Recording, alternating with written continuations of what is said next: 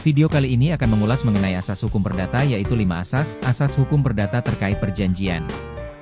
Dalam hukum kontra perdata, dikenal ada 5 asas hukum perdata. Mulai dari asas konsensualisme hingga kepribadian. Simak penjelasan selengkapnya. 1. Asas konsensualisme. Asas konsensualisme yaitu para pihak yang mengadakan perjanjian itu harus sepakat, setuju, atau seia sekata mengenai hal-hal yang pokok dalam perjanjian yang diadakan itu.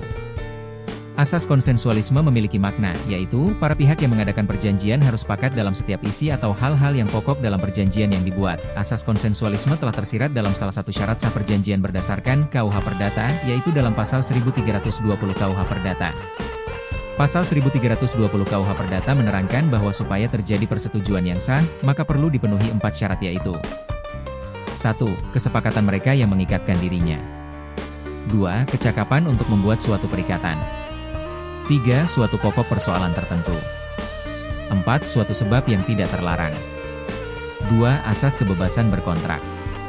Asas kebebasan berkontrak yaitu kebebasan untuk memilih dan membuat kontrak, kebebasan untuk membuat dan tidak membuat kontrak, dan kebebasan para pihak untuk menentukan isi dan janji mereka, dan kebebasan untuk memilih subjek perjanjian.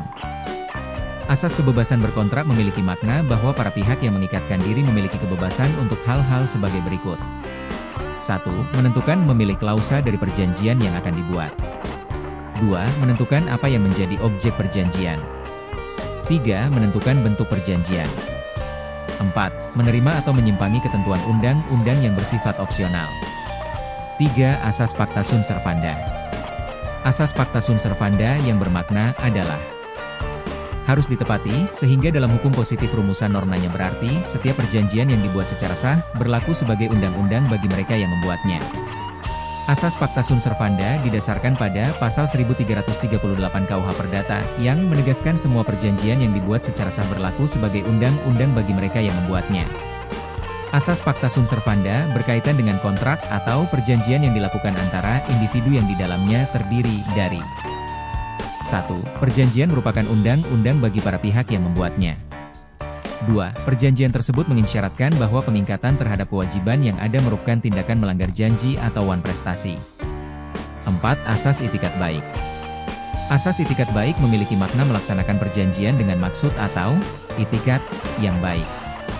Itikat baik hendaknya diartikan sebagai 1. Kejujuran saat membuat kontrak. 2. Pada tahap pembuatan ditekankan, apabila kontrak dibuat di hadapan pejabatan, para pihak dianggap beriktikat baik, dan 3. Sebagai kepatutuan dalam tahapan pelaksanaan yaitu terkait suatu penilaian, baik terhadap perilaku para pihak dalam melaksanakan kesepakatan dalam kontrak, atau semata-mata untuk mencegah perilaku yang tidak patut dalam pelaksanaan kontrak. 5. Asas kepribadian. Asas kepribadian adalah asas yang menentukan bahwa seorang akan melakukan atau membuat kontrak hanya untuk kepentingan pribadi atau perseorangan saja. Dalam KUH Perdata, asas hukum perdata ini tersirat dalam pasal berikut. 1. Pasal 1315 KUH Perdata yang menerangkan bahwa pada umumnya seseorang tidak dapat mengadakan pengikatan atau perjanjian selain untuk dirinya sendiri. 2. Pasal 1340 KUH Perdata yang menerangkan bahwa persetujuan hanya berlaku antara pihak-pihak yang membuatnya.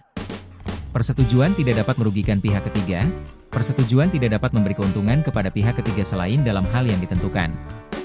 Demikian video pembahasan kali ini. Sekian dan terima kasih.